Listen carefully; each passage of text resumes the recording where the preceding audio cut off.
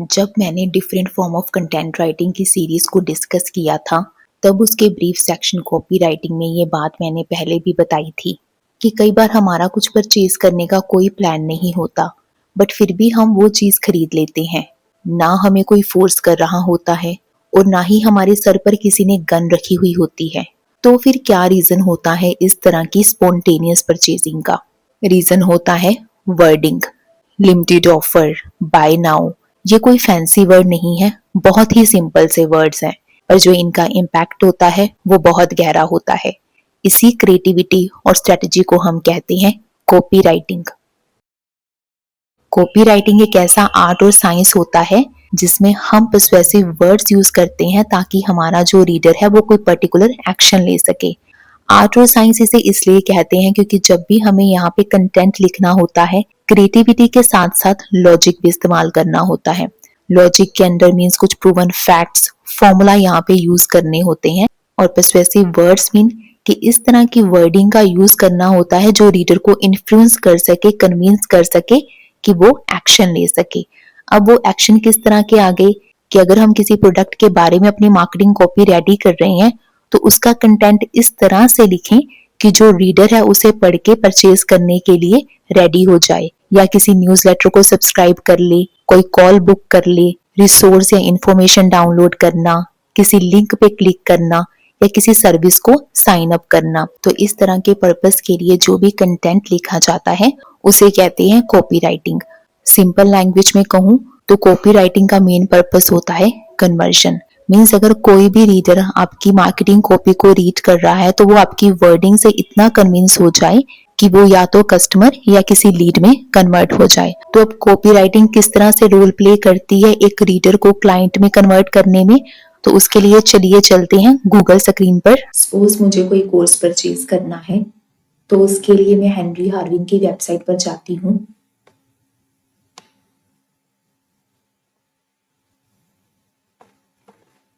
चलिए मान लेते हैं कि मुझे यही वाला कोर्स परचेज करना है, जापानीज लैंग्वेज कोर्स।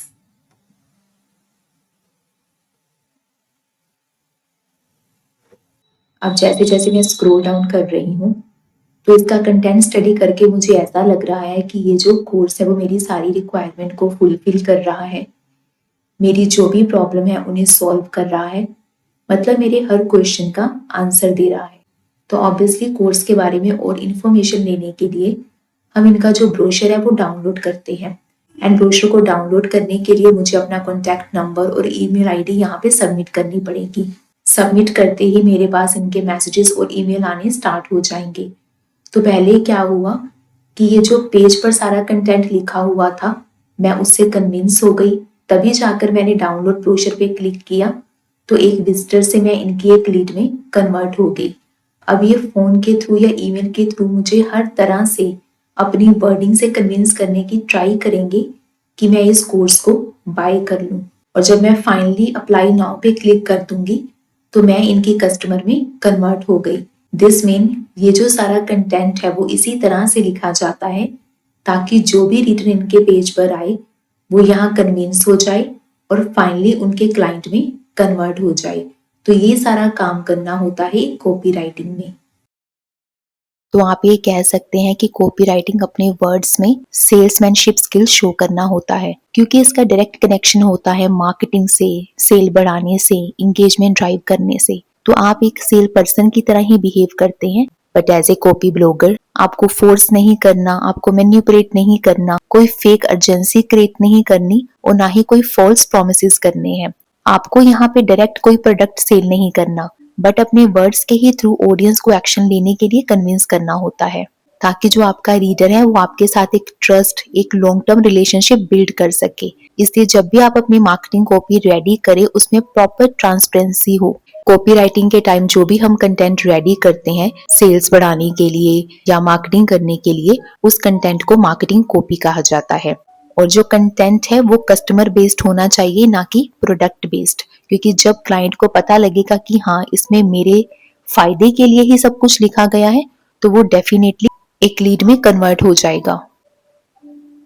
इसलिए जब भी मार्केटिंग कॉपी लिखें तो अपने रीडर की प्रॉब्लम को, पेन को महसूस करने की ट्राई करें। फॉर एग्जाम्पल, अगर आप एक्ने के रिगार्डिंग कोई स्किन केयर प्रोडक्ट की कॉपी राइटिंग रेडी कर रहे हैं तो सोचें कि इस रिगार्डिंग वो किस तरह की प्रॉब्लम को फेस कर रहे हैं, फेस के रेड होने का, फेस पे मार्क होने का, तभी आप अपनी मार्केटिंग कॉपी को अच्छे से लिख पाएंगे। फिर उन्हें इस प्रॉब्लम का एक क्लियर सोल्यूशन प्रोवाइड करें, उन्हें कंफ्यूज मत करें, उन्हें दिखाओ अपने वर्ड्स के थ्रू कि उनको ये प्रोडक्ट खरीदने से या सर्विस साइन अप करने से क्या फायदा होगा। किसी भी न्यू टर्म्स को लेकर रीडर के मन में बहुत सारा डर भी होता है और सवाल भी होते हैं। तो एज ए कॉपी राइटर ये आपकी ड्यूटी बनती है कि उनके हर तरह के डाउट को रिमूव करो। जब रीडर को फील होगा कि हाँ, ये मार्केटिंग कॉपी बिल्कुल मेरे प्रॉब्लम का सोल्यूशन दे रही है, मेरे लिए ही लिखी गई है, तो वो डेफिनेटली कन्विंस हो जाएगा। फिर उसके बाद आपको रीडर को वहां पर ही नहीं छोड़ना है, उन्हें प्रोवाइड करना है एक clear call to action. Means उन्हें बताइए कि नेक्स्ट स्टेप क्या लेना है, कॉल बुक करनी है या किसी लिंक पे क्लिक करना है। अब मेन पॉइंट आता है कि कॉपी राइटिंग वर्क कैसे करती है, क्या साइकोलॉजी है behind this fact of copy writing. Copy writing दो मेन पिलर्स पे खड़ी है, इमोशंस प्लस लॉजिक। क्योंकि हम ह्यूमन बीइंग्स इमोशनल होके पहले डिसीजन ले लेते हैं और बाद में लॉजिक से जस्टिफाई करते हैं, और जो कॉपी राइटर हैं वो इसी चीज का फायदा उठाते हैं क्योंकि वो इमोशंस की हेल्प से ही जो अपनी टारगेट ऑडियंस है उन्हें अट्रैक्ट करते हैं। चलिए देखिए, अगर किसी को कोई एक्ने प्रॉब्लम है एंड आपने अपनी मार्केटिंग कॉपी में ये लिख दिया, wake up with crystal clear bright skin plus dermatologically approved, यहाँ पे आपने अपने विजिटर को, अपने रीडर को सिंपल एक स्किन केयर प्रोडक्ट ही सेल नहीं किया, आपने उसे सेल किया है इमोशन। मीन्स जिसमें आ गया क्लियर स्किन प्लस कॉन्फिडेंस। क्योंकि ये हम सब लाइफ में कभी ना कभी फेस करते हैं, जब एक्ने पॉपअप होते हैं तो सबसे पहले कॉन्फिडेंस लेवल डाउन होता है, प्लस हम सोशल डिस्कम्फर्ट भी फील करते हैं। तो कॉपी राइटर इसी चीज को टारगेट करता है। तो हम ये कह सकते हैं कि जो कॉपी राइटर है वो इमोशनल करके हमें अपने प्रोडक्ट की तरफ, अपनी मार्केटिंग कॉपी की तरफ अट्रैक्ट करता है। और वो इमोशन क्या थे इस लाइन में, wake up with crystal clear skin. जब रीडर इस तरह की किसी प्रॉब्लम को फेस कर रहा है तो वो अगर ये लाइन पढ़ता है तो भी इमोशनली हैक हो जाता है, इमोशनली ट्रिगर हो जाता है। और जब वो ये लाइन पढ़ता है डर्मेटोलॉजिकली अप्रूव्ड या क्लिनिकली अप्रूव्ड, तो ये लाइन उसे एक तरह से कन्विंस कर देती है, एक भरोसा दिला देती है। तो कॉपी राइटर ने इमोशन प्लस लॉजिक का इस्तेमाल करके अपने प्रोडक्ट को सेल करना होता है। सिंपल वर्ड्स में इमोशन जो है वो एक्शन ट्रिगर करता है और जो लॉजिक है वो ट्रस्ट बिल्ड करता है। अब इमोशन किस कैटेगरी के अंदर आ गया, क्रिएटिविटी के अंदर, इसलिए इसे आर्ट कहा जाता है। और लॉजिक किस कैटेगरी के अंदर आ गया, साइंस आ गया। तो दिस मीन जो हमने बिगनिंग में डिस्कस किया था कि कॉपी राइटिंग एक आर्ट एंड साइंस है, वो इसी फैक्ट पे वर्क करती है। और ये फैक्ट हमने यहाँ पे देख भी लिया through this example. Marketing copy ready करते हुए इन चीजों का ध्यान रखिए कि आपकी जो टारगेट ऑडियंस है वो इस समय किस प्रॉब्लम को फेस कर रही है, उनकी क्या फ्रस्ट्रेशन होगी, क्या उनके पेन पॉइंट्स होंगे, और अगर मुझे उन्हें अपने कंटेंट की तरफ अट्रैक्ट करना है तो उन्हें किस तरह का रिजल्ट यहाँ पे चाहिए होगा। क्योंकि जब रीडर को ये लगेगा कि ये जो मार्केटिंग कॉपी है मेरे सारे क्वेश्चंस का आंसर दे रही है, मेरे सारी प्रॉब्लम को सॉल्व कर रही है, तभी वो एक लीड में कन्वर्ट होंगे और तभी आपकी मार्केटिंग कॉपी सक्सेसफुल होगी। लेकिन ध्यान रखिए, कस्टमर को फर्क नहीं पड़ता कि प्रोडक्ट में क्या है, विटामिन सी या सल्फेट। उन्हें फर्क पड़ता है कि जो कंटेंट आपने लिखा है क्या उससे उन्हें सोल्यूशन मिल रहा है, क्या सच में उन्हें 4 हफ्तों में एक ब्राइटर और क्लियर स्किन मिल रही है। क्योंकि एज ए कॉपी राइटर आपको हमेशा रिजल्ट सेल करना है, इंग्रेडिएंट नहीं। तो नेक्स्ट लेसन में हम इसके नेक्स्ट और मेन पार्ट्स को स्टडी करेंगे। Till then subscribe it and share it. Thank you.